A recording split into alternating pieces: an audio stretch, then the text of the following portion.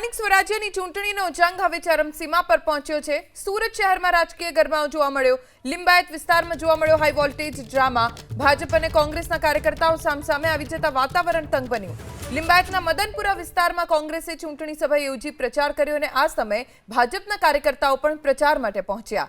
ભાજપનો ખેસ પહેરીને આવેલા એક કાર્યકર્તાએ ચૂંટણી પ્રચાર કરવા આવેલા લોકોને 5 વર્ષ ક્યાં હતા તેવો સવાલ કર્યો, જેને લઈ બંને પક્ષો વચ્ચે શાબ્દિક યુદ્ધ થયું। સાથે જય શ્રી રામના નારા લાગ્યા। સૂત્રોચ્ચાર થતા મામલો વધુ બગડ્યો, જેનો વિડીયો સોશિયલ મીડિયામાં વાયરલ થયો। ભાજપ કાર્યકર્તાઓએ દાવો કર્યો કે વિપક્ષ માત્ર ચૂંટણી સમયે જ આવે છે, જ્યારે કોંગ્રેસે પ્રચાર ન કરવા દેવાનું કાવતરું ગણાવ્યું। પ્રચાર દરમિયાન સામસામે આવી જવાની ઘટનાઓએ અન્ય ઉમેદવારોની ચિંતા વધારી દીધી છે।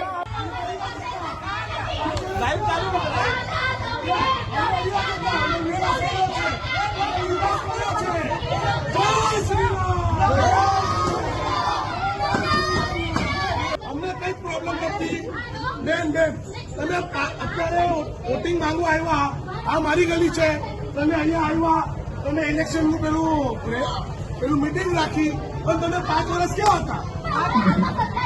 એવું ના હોય બેન, એટલે સમાજ સેવક ના હોય માણસ, તમને કોર્પોરેટર બનવું છે।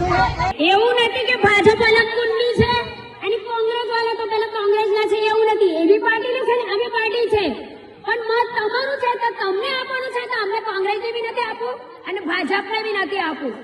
ચાલો અમારે એ કરવાનું છે, તમને સુધારણા કરવાની છે, તમને લેખિતમાં આપો।